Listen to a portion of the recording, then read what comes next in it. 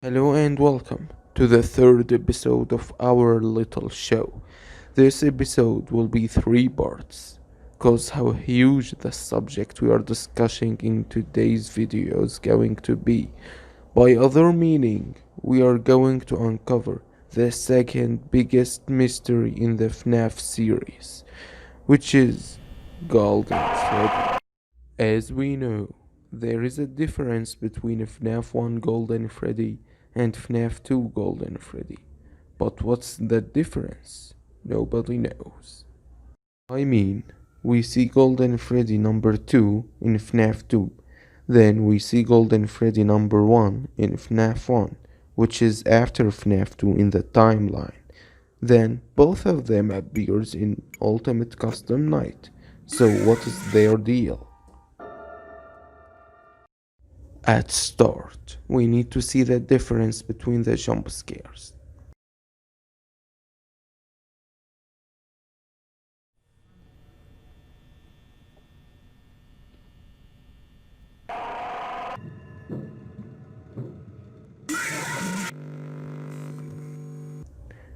As what we saw, there is a huge difference. FNaF 1 Golden Freddy jump scare were much more powerful. To explain that, we have this theory which is spreading all over the internet. The theory of Golden Freddy containing two souls. But of course, my job here is to figure out who is those souls. So we are starting with logic. Golden Freddy number 2 appears in the 6th night of FNaF 2, and Golden Freddy number 1 could appear in the first night of FNaF 1.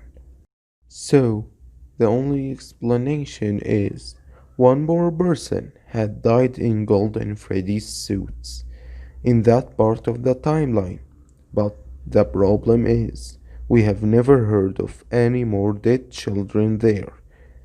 After all, Freddy Fazbear were closed for a long time. But don't worry, I will tell you who was it.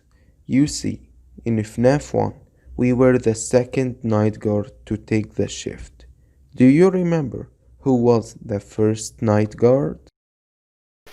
I actually worked in that office before you. I'm finishing up my last week now, as a matter of fact, so... Exactly, it was the phone guy. Now it makes sense why we have never saw any clue about a dead body in the Barton service room. So, let's explain how he died. Do me a favor. Maybe sometime you could check inside those suits in the back room. I'm going to try to hold out until someone checks. Maybe it won't be so bad. I always wondered what was in all those empty heads back there. You know. Oh no.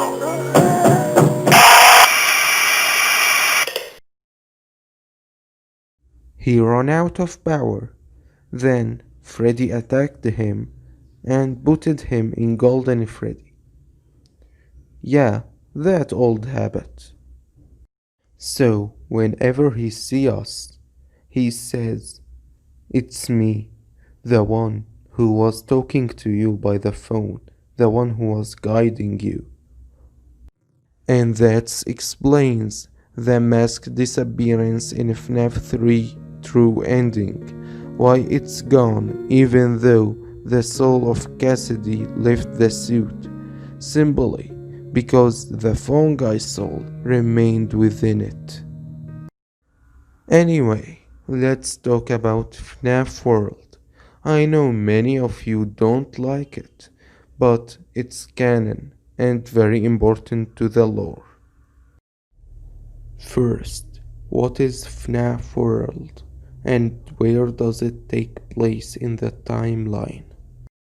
Well, it is happening at the same time as FNaF 3. The protagonist is helping Mike in FNaF 3 to release the souls. Okay, while I was playing FNaF World, I have noticed very weird thing, which is that this game was not meant for PC. I mean, while I'm playing this game, I'm feeling like I'm playing it in an emulator, not her original console. Look, when you are fighting, you have to choose one out of three attacks, and every attack have a specific color. But you are choosing it with the mouse button, so it doesn't really matter.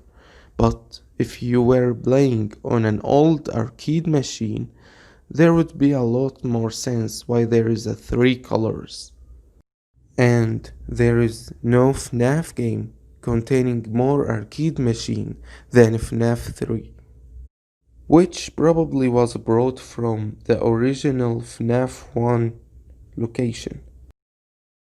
And we saw one of the arcade machine working in a FNaF 3 trailer.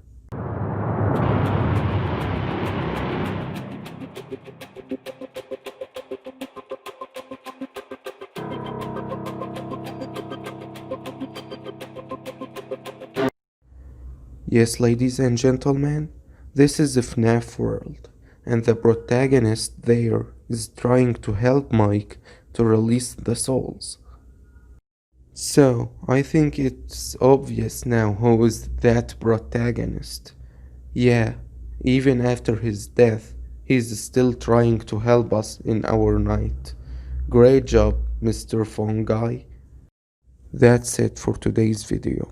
You may have noticed that there is a very important subject we haven't talked about yet. We haven't forgotten them, we are just doing what's necessary first. The truth is always there. We just have to find it.